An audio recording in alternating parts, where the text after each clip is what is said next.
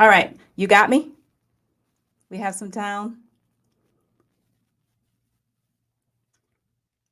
Okay, testing 1, 2, 3, testing 1, 2, 3.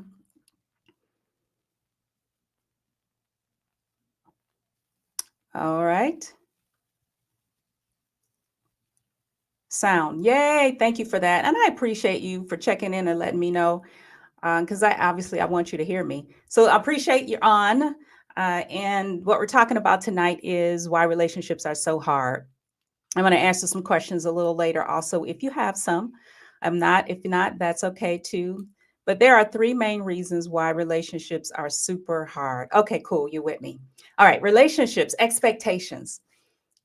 Expectations will kill your relationship. It's your expectations of what you have when you come in of your partner, what you think your partner should be doing.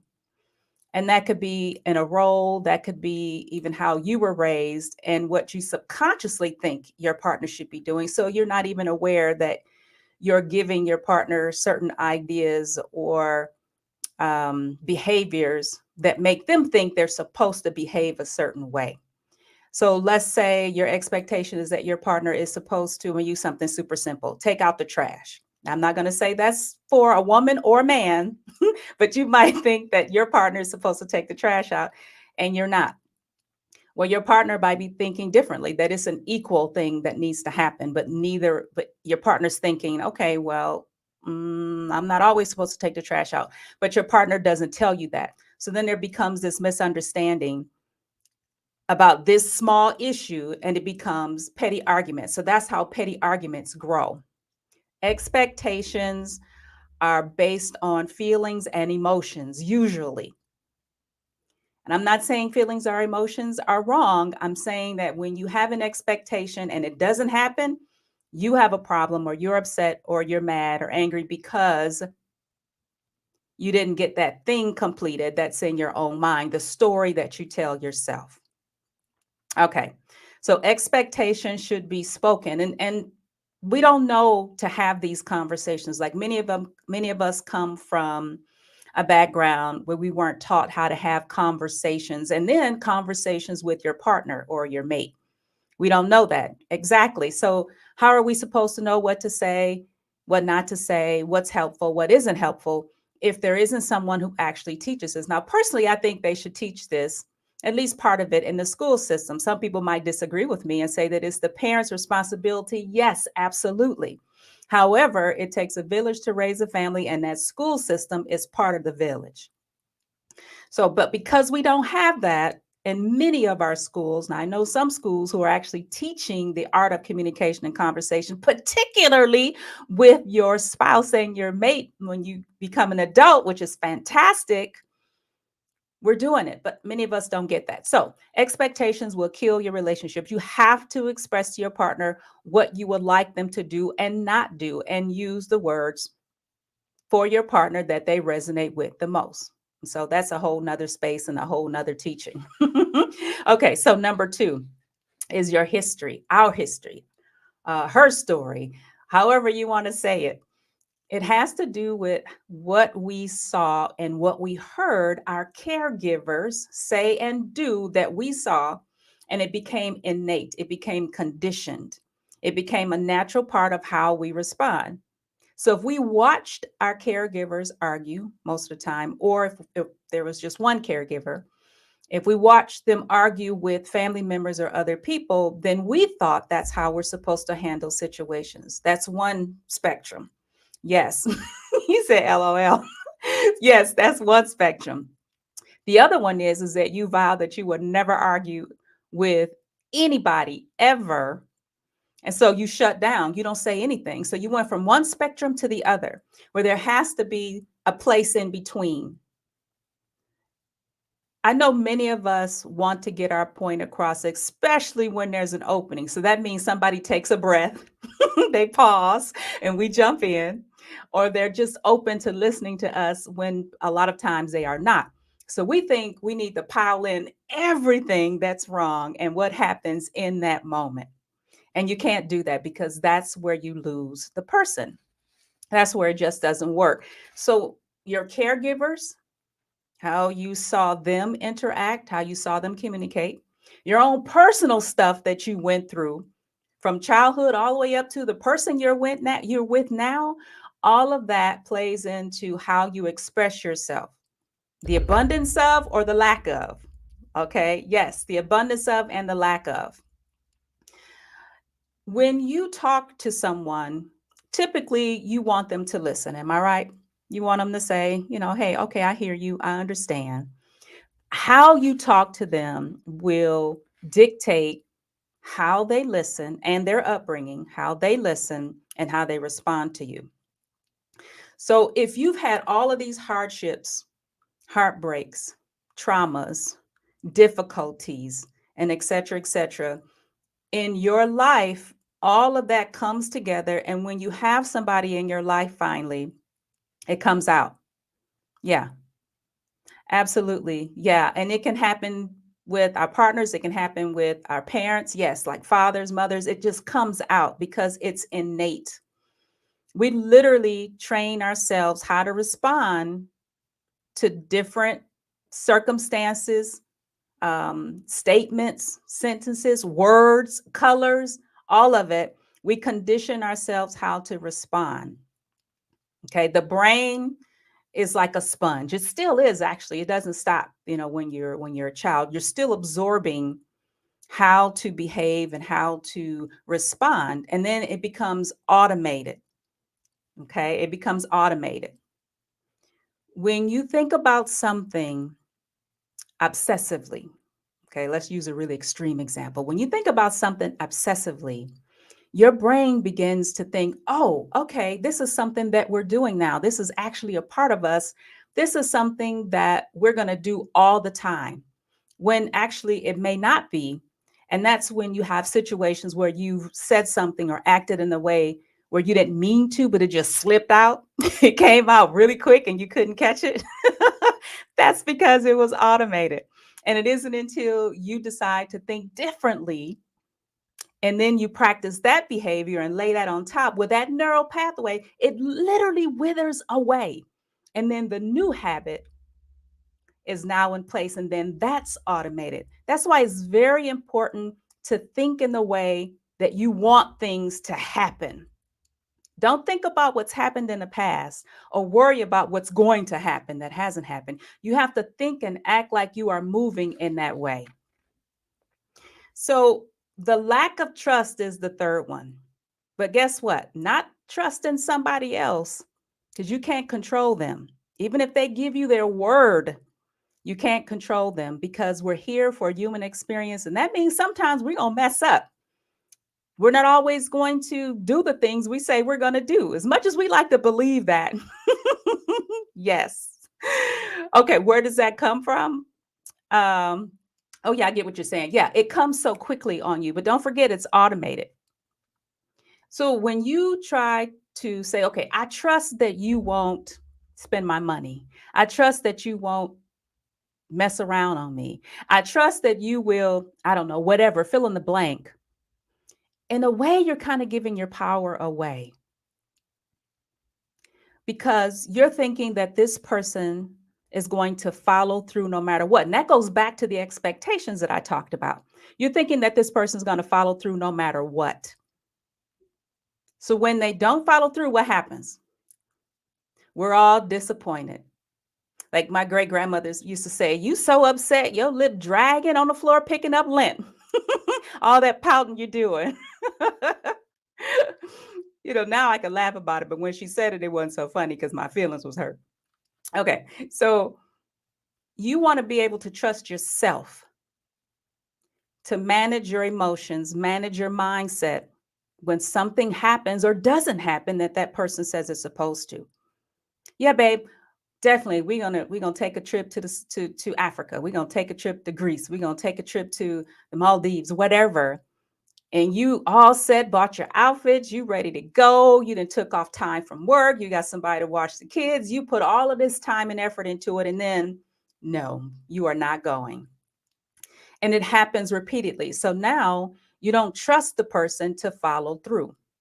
Absolutely. Yeah. Here's a question. Do you think trust should be given from jump, or is it earned, or is it circumstantial?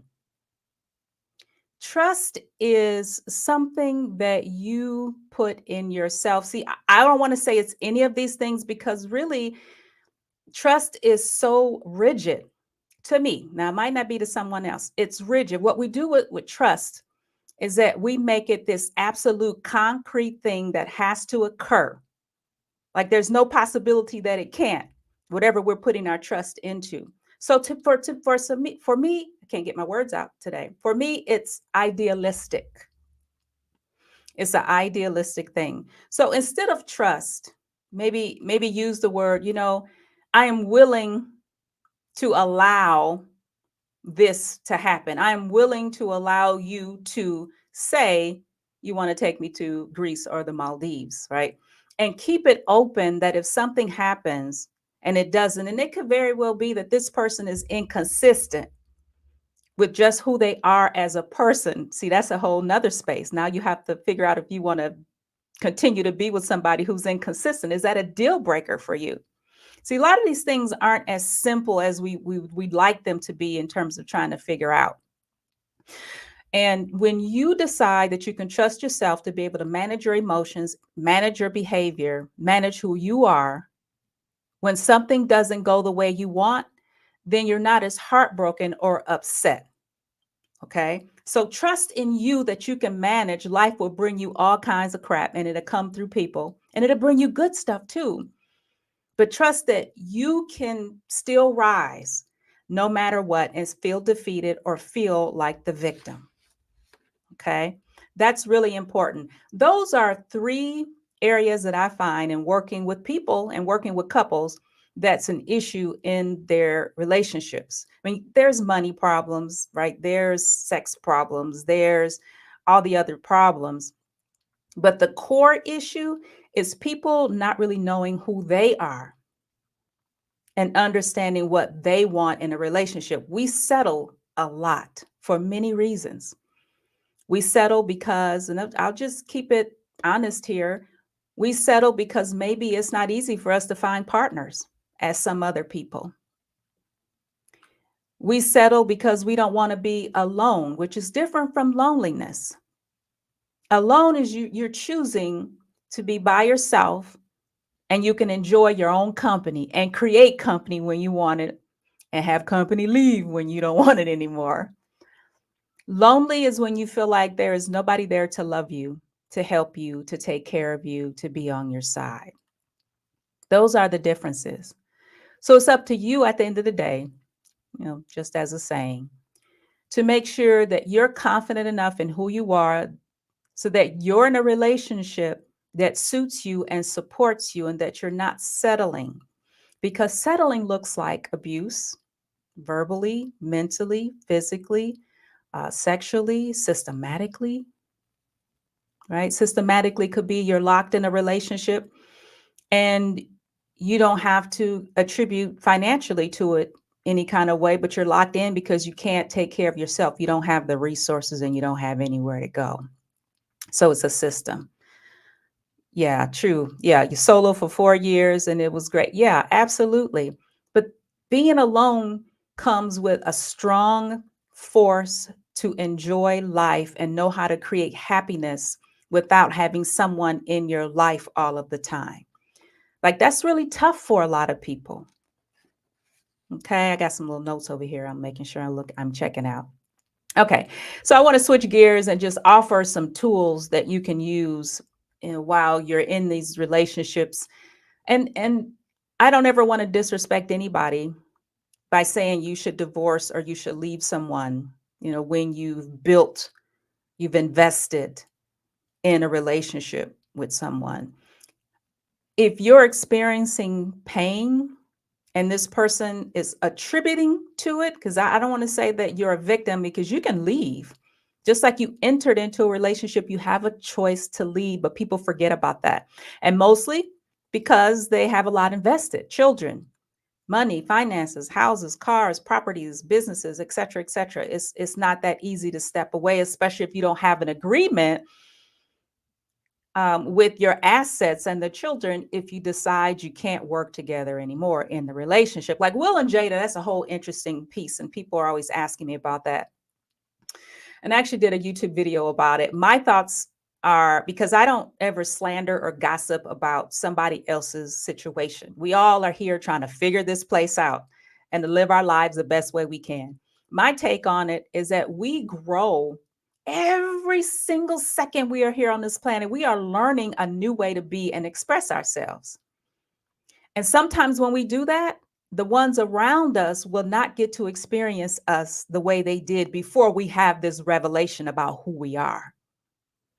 It shifts and changes. So if you allow yourself the room to grow and to shift and change, because change is inevitable. That's the one thing on the planet that is going to happen, is change. You cannot control that. So when you embrace that change is a natural order to this place, to this world, to these lives, and what you start may not finish the way you have it planned in your head or that expectation, you'll create more happiness and peace and understanding within yourself. And when we do that, we have happier, healthier lives. And for some people, it's not about living as long as you can. Like, you're going to go to the blue zone and live with all those people who's living to be over 100. Sometimes it's not even about how long you're going to be here. It's the quality of life that you create up until the time you have to exit. Are you still mobile? Can you still laugh? Can you still speak? Can you still work in whatever capacity that you want? Can you feel good? Can you get out of bed without the aches and pains? I know, right? You're so tired of hearing about Jada. But listen, she stood up for herself and said, you know what? This is just what I need in my life right now. And if you can get with that, I'm good. If you can't, okay, good. I'm good with that too. But you know something? About age 50, the brain changes. Okay, let's tell you this really, really quickly. The brain changes. So for women around, it's not exactly 50. It's like when you turn 50, it's this hard change in your self-expression. But at age 50, before 50, the right side of a woman's brain is a little bit more softer and pliable and porous. So that how it affects her is that she's more open, willing, pleasing, the nurturer, wants to make sure everybody's happy. She doesn't want to step on anybody's toes. The left side of the brain, right, for men is thicker, dense. That makes him want to make decisions, be right, do things for people, be the hero. Like he's always like striving for his greatest potential and achievements. And he may not take advice as well from others, right? Now, this isn't all men, this is some men. Well, guess what? At age 50, that changes. Women become, yeah, no, I'm not dealing with that no more. I'm going to do what I want to do. And if you on my program, that's great. And if you're not, that's great too. And then for men, they become a little bit more sensitive and open. If you ever notice, men over 50, they're willing to hold that baby now. They're willing to walk around with it. They might even get a little more sentimental, a little softer. They're not as forceful as they used to be. Now, this isn't everybody, but I'm talking from a biological perspective, okay? This isn't everybody. And they may be able to see more alternatives to a situation. Now, I have to say this too, because I have more male clients coming to me now than I did like 15 years ago. Like I've been a psychotherapist for 27 years and now I'm a coach and consultant. And what's happening is I'm finding more men who are open to exploring their emotions or at least understanding how to work with them, and how to navigate them and then how to share them, right? With his babe, his love, his honey, his boo, his pookie, whoever. They're more open. And then women are also switching and changing. So we're in a time where everything is changing. It's just the energy that's happening. Yeah, it's just the energy that's happening. And there's some things that can't always be explained by blaming it on someone's lack of education or willingness to participate in a way you want them to participate. Okay. Yeah, absolutely. Okay. So, what do? First of all, you want to get clear about who you want, who you don't want, and who you want to be in the world. It sounds frivolous, but it's so important because I'm talking to so many people who are not confident in who they are and what they want. And they're afraid to be their complete selves, and or doesn't know how to be that person yet. And that's what that whole evolution is about. Like that's what that Jada thing is about. When you know who you are, and this might sound a little woo-woo-ish, but when you know who you are, the things that you think about the most, remember I said in the beginning, what you think about, becomes your reality. So you have to think about what you want, not what you don't want anymore, or what you're afraid of in the future, but what you want right now. It comes to you. Like scientifically, this is a scientific thing. This is not a woo-woo thing. I've been practicing it for years. I know a lot of people who've been practicing it, and it's just controlling your mind. So know what you want, who you want. Make a list, make a standard list. Like this person really is who I need to be my greatest self right now. These are some of the preferences that I would like for this person to have when they show up.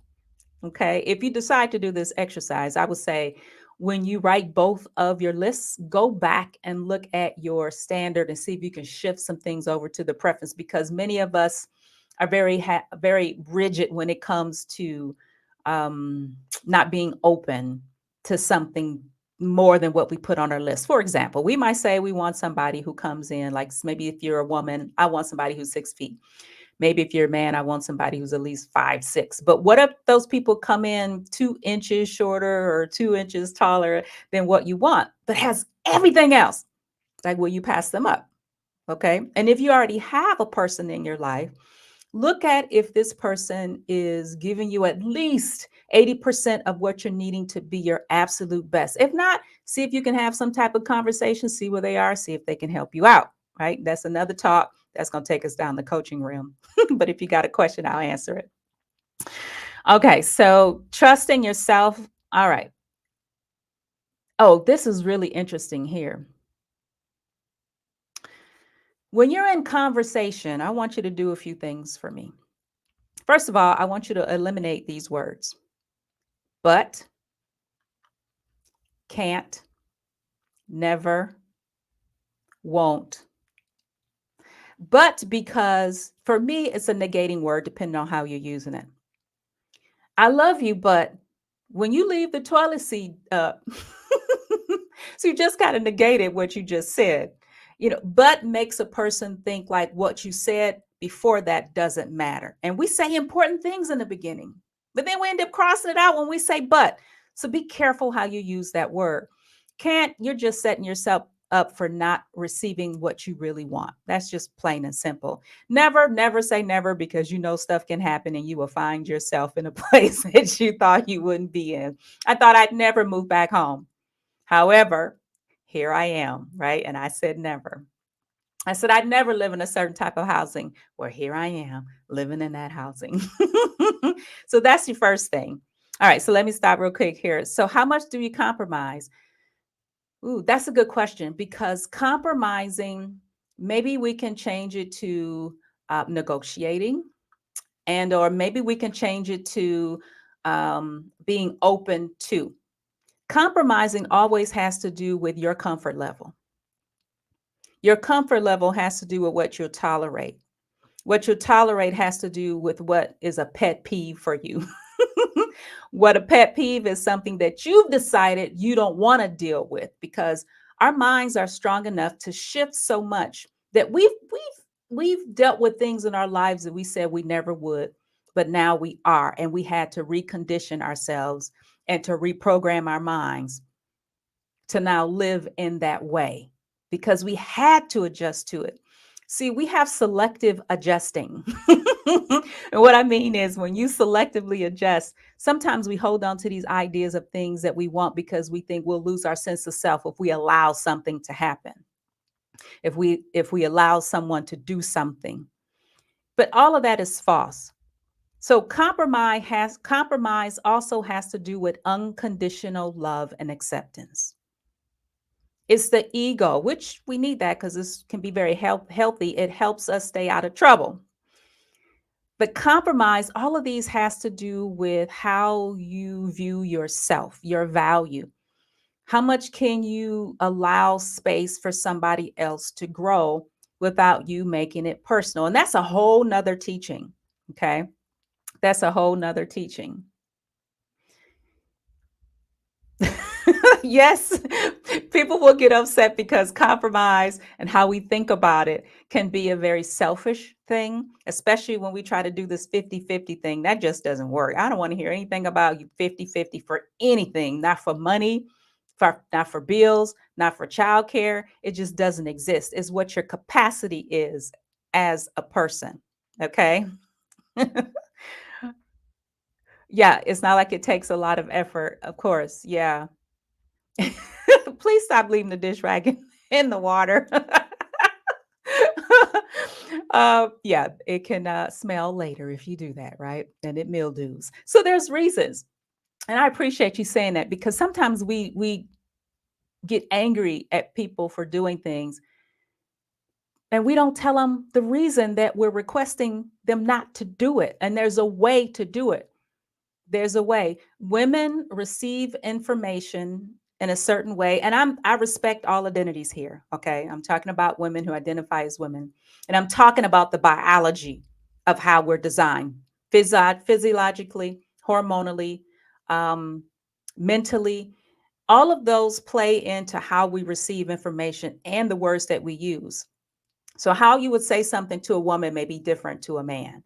And there's very specific key phrases that you would use for that. And this has saved so many relationships by just knowing what to say and not to say and finding comfort in saying it so that you don't feel like you're stepping outside of your comfort zone. Okay. All right. So some more tools here. So don't use those words, but, can't, won't, never. All right. I probably should throw in I want a divorce in there, even though that's a statement. Or I want this relationship to end. If you don't mean it, don't say it. People use it as an ultimatum, and it causes more harm than you think it does good by motivating that person to change their behaviors. It does not. It just irritates them.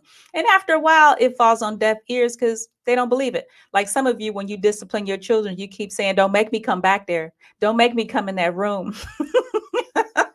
They know you don't mean it, so they gonna keep doing what they're doing. All you doing is just blowing hot air. They know you won't do anything. Well, it works for adults too. Okay. Secondly, I want you to start using the word we in your sentences when you're trying to get your partner on the same page. I don't care who originated the problem, right? There's no blame here. I don't care who started it or who wants to end it.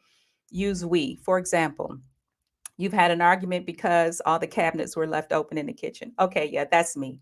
I leave cabinets open. I don't know why. I just do. I have to change that habit up. So what should happen is instead of saying, can you please close the cabinet doors? I don't know why you keep forgetting. I mean, that seems like a simple thing to do. Even my 5-year-old knows to close cabinet doors. So now you've insulted me. Okay. Even though some 5-year-olds are actually geniuses. But now I feel like you're belittling me. Okay. And you're pointing at me and you're trying to make me feel bad to get results. You do that too? Okay. You try to make me feel bad to get results. Making somebody feel badly doesn't get them results. It makes them retreat further inside and withdraw from you. So, babe, what can we do to help you remember to close the cabinet doors so nobody hits their head, right, and hurts themselves? So you have to give the event, you have to give the reason it should be done, and then an outcome that you don't want to happen. You have to give the full story because you can't assume people know why you want this to happen. I've had somebody tell me that they leave cabinet doors open because they just don't feel like opening them. Okay, I get that. I get it. So they leave them open and they're just cautious that it's open. And so they make sure they don't hurt themselves. Okay, that's your thing. Then why not just take the cabinet doors completely off and then just make it a renovation for the kitchen? I don't know.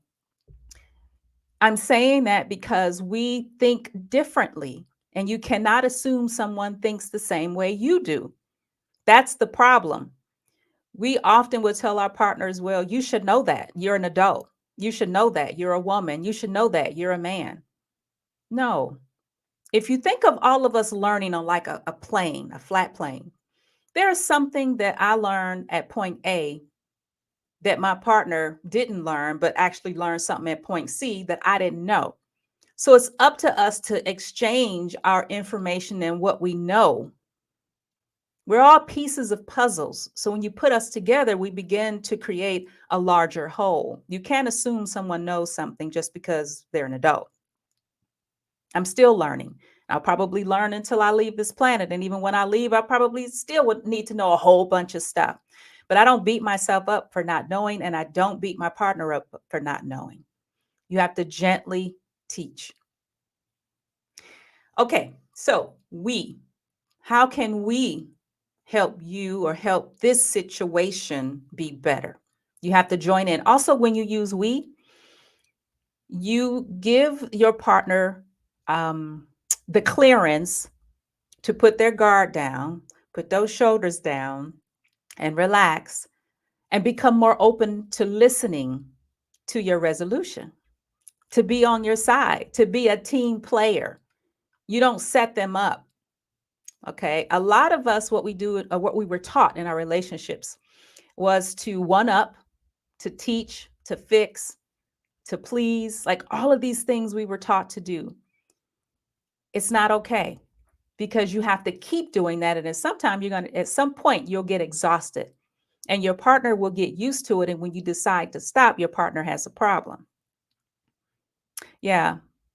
Humble and accepting that you don't know everything. Absolutely. Because we don't. And if we did, it wouldn't be any fun being here on the planet. At least for me, I think learning is fun. Okay. Last tool is called the sandwich method. With the sandwich method, you're going to give someone a compliment. You're going to put your concern in the middle. Okay. And then you're going to give the person another compliment. What does that sound like? Wow, babe. Okay, I just love how you fold these bed sheets, because honestly, I just take them and I roll them up and I throw them in the closet. So I appreciate how you do that. With my jerseys, can you fold them with the hood out, right? And on a larger fold, so I can just grab it and go? Because, when you put things together, it is so much neater and I can find it quicker. So did you hear the compliment, the concern, and then the compliment? Right. So don't pay any attention to like the jersey. I mean, I could have probably thought of a different exercise or a different example, but for now we're using that. So compliment, concern, compliment. You want to make sure your partner doesn't feel like they're on guard or they have to defend themselves against you, because we felt like we were offended and we have to defend ourselves. We learn to do that to our partners. We mirror each other. A relationship is truly meant to be something we can grow from. Like we are on this path together when you have a partner. You're parallel. When something happens to the other partner or the partner chooses a behavior that can hurt you, it's not about you. There's a disconnect within that person from their true selves. Has nothing to do with you.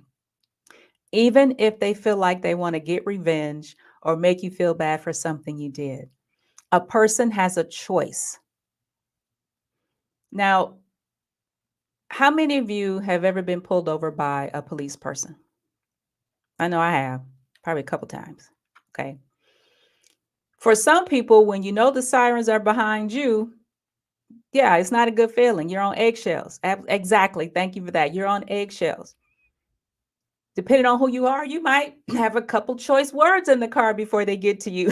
You might curse a little bit. You might be all riled up. You might be getting upset because a few things could happen. You could get a parking ticket, which means more money out your pocket. You could be harassed by the person, depending on who they are. Or you could be late to somewhere a place where you really need to be. There's so many alternatives. And when that police person gets to your window, what happens? Usually you're calm. You have switched your mindset so that you are more calm and alert while speaking with this person.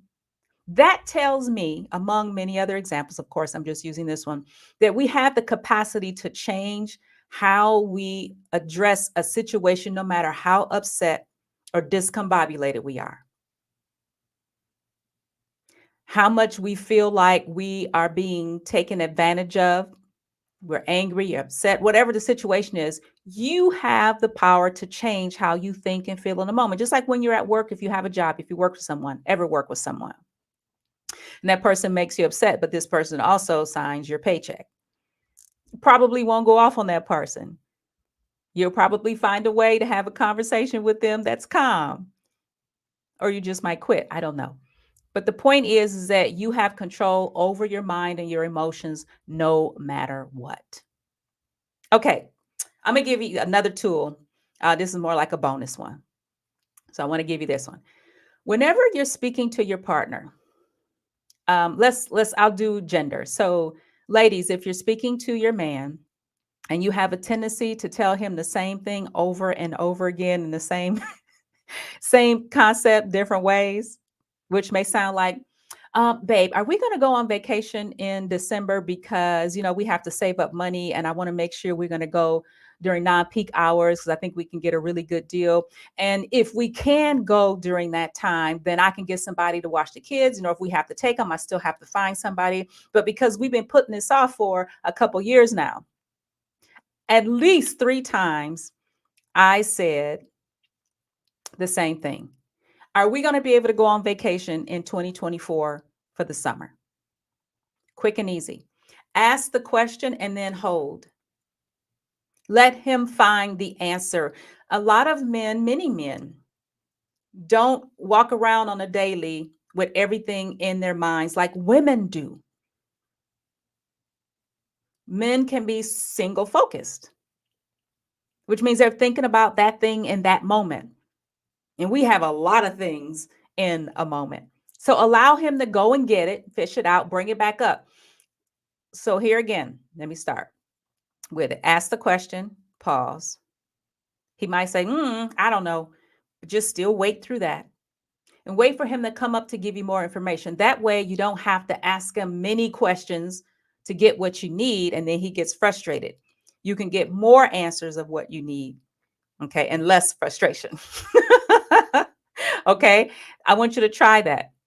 Gents, if you're listening to your lady and she's gone on, it's been about 15 minutes now. Okay. Because women want to give you the whole story. They're natural storytellers. They want to tell you why Amy was wearing those 6-inch stilettos, walking up to the Capitol with this polka dot dress and this striped shirt. And she sprained her ankle, right? You don't want all of that. You just want to know if Amy is okay and if she needs some assistance. So typically what I would do is tell the ladies to call their girlfriends and give her all of the rundown. Give her the whole story. And then give your man the bullets. Okay, give your man the bullets. So, gents, you can ask her if she's gone on and you're kind of losing focus with her because many men, because of the higher levels of testosterone and the malaria inhibitor and then other levels of hormones, can't listen, don't want to listen to a whole story because he's listening to how he can fix the problem. And when you're talking about several things, he can't pinpoint what you want him to fix. So then he gets frustrated because his job in his mind is to fix that thing that you're talking about. And if you're not being clear about it, because of how he's designed, he can feel frustrated because you're not getting to the point. So, gents, you can say, okay, babe. All right, now you're ready to start this story. Do you want me to fix it or do you just want me to listen? So that way you can breathe, let it out, exhale. And you'll know to fix it or just listen. And even if she's talking for a long time and you're like, oh my God, I can't take it anymore. You can say, okay, babe, I want to get what you're saying. I love what you're saying. I got about 5 minutes. What you think? And when you say that to her, that may be because you've already had a conversation to put her on alert of your capacity to listen and help her understand that it's a biology thing and not that you think you're being personally tortured. Like it doesn't have to be that way. Okay. Yeah, absolutely. Wait a minute. What's with this joke? Like them in a kennel with the dogs? Okay, I'm joking. All right. Yeah, okay. So, it's really important to make sure that you are clear with what you want to happen in your conversation. We can't read minds. Well, let me not say that. I know some people who claim that they can. But for the most of us, we can't read your mind, whether you're a woman or a man or they, or however you're identifying yourself. You have to communicate to your person what's happening within you. And you don't have to get all mushy about it or emotional or make a long story out of it. You can be short and concise. You can use scripts that you have for your partner. There might be words that your partner resonate with more so than one, more so than others, but it's up to you to find out what those were. Okay, so that concludes us. Any questions? I want to take some questions. And relationships are difficult because we make them, because we choose people who might make them difficult. I have learned when we choose our partners in life, we can choose a partner based on what we experience with a caregiver. It sounds counterintuitive. Say, for instance, if you grew up in a household where there was a lot of yelling or screaming, and your caregiver yelled and screamed at you a lot. When you become an adult, start dating and looking for a partner, you can look for a partner to continue to play out that experience as a child because you've been conditioned to have that as your daily experience. It doesn't mean that and you might not like it. You might not understand it. You may have difficulties with it, but you'll still seek out that person because the brain has been trained to have that type of experience. That's your definition of what a relationship should be. Or you'll go to the other end and you'll look for someone who hardly says anything, right? They don't yell and scream, but they don't talk much either. So then it makes it difficult for you to have conversations with this person because they're not verbally expressive. I know it sounds kind of wild. It's relationships that we find in the therapy, I guess definition is that we find people who will enable our behavior. And we'll also have relationships that might be called trauma bonding. So if you were traumatized in a certain way growing up, you will subconsciously look for that experience growing up because your brain is wired to have that experience. It's like a child, unfortunately, who might grow up in the household without food or lights, or proper shelter. But when Department of Children's Services takes that child away, that child still wants to go back to its mother because that's the familiarity. It doesn't think about that it's not okay not to be fed or not to have lights or not to have heat. I mean, depending on how old the child is, but this is definitely a behavior that I've seen over the years. Unfortunately, when children are taken away from their parents. So it's a way of thinking. Yeah, absolutely. Conditioning is deep. That's why we have marketing. That's why we have commercials, infomercials. That's why we have this repetitiveness when it comes to brands and companies. Because when you see something over and over again, just like a song, when you hear it over and over again, soon you can sing the lyrics without the song being in the background. Our minds are very fragile, very influential. They're sponges, even as adults. So to think on your own and to think for yourself, many people struggle with that for many reasons. One, nobody wants to feel isolated or alone. They want to feel accepted. Two, they want to have partnerships, so they will bend themselves or alter themselves to try to fit into the other person's world. And it doesn't feel natural. So now they're sad, disconnected, and depressed, maybe. Three, we haven't had the opportunity to really learn who we are. There's so much external stimuli in the world, so much to read, so much to try out so much to emulate that we don't sit quiet and listen to what's happening internally to us.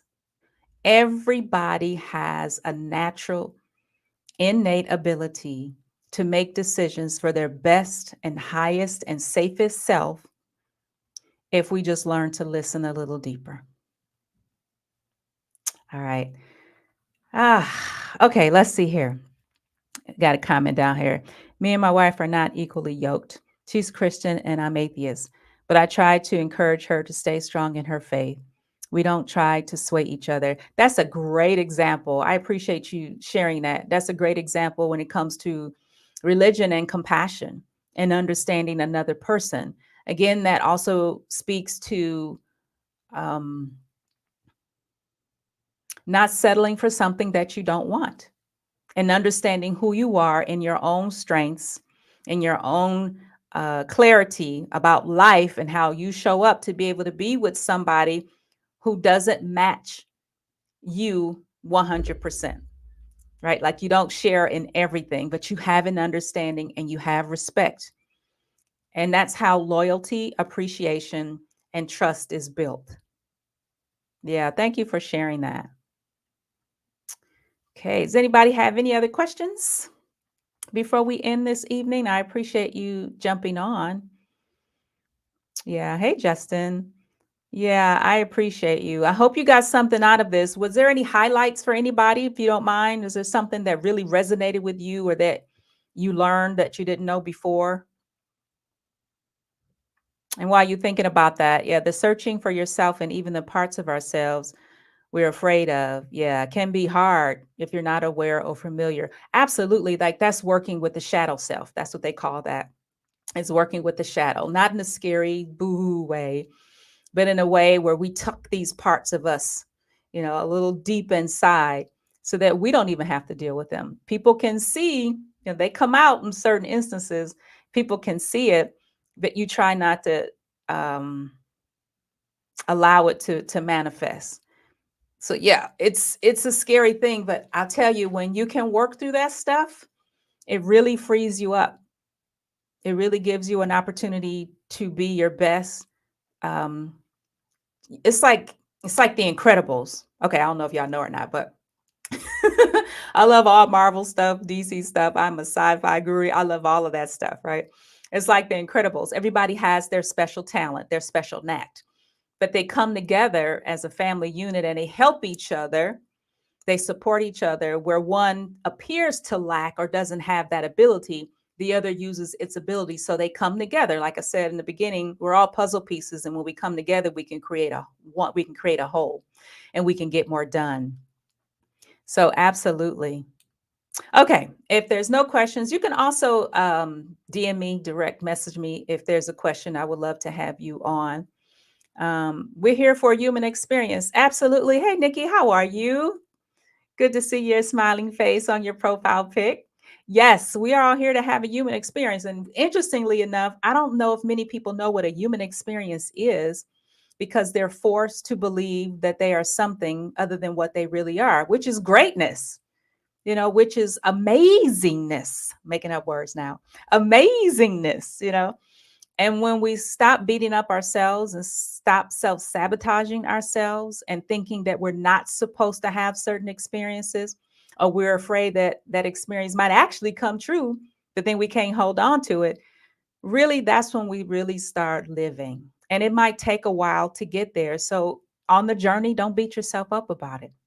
Don't judge yourself so deeply. That's exactly, Nikki, that's exactly it. The human experience is trying something out and learning it doesn't work the way you wanted it to, but you got some lessons from it. So instead of calling it a failure, calling it an experience or a lesson or an experiment, you know, that's the way to really work through life and not to really care so much about what people say. It may be influential and people might have some goodies for you, even in the stuff they say that hurt your feelings. It might be some truth and some goodies. It's how you decide to internalize. And if there's any part of you that believes it might be true, that's where you get stuck. And if it is true, don't think of it as a detriment or an anchor. Look at how you can change it and shift it. There's nothing wrong with changing who you are. Nobody said you have to be who you are today, and you have to continue to be that 5 years ago. Switch it up. Have some fun. Okay, I appreciate all of you. Thank you for joining me. I will be doing more lives. I will be present. So if you ever had questions, this is the place to be. So I'm going to close it out. I hope you all have a wonderful evening, a restful night, and you all are absolutely amazing. All right, good night.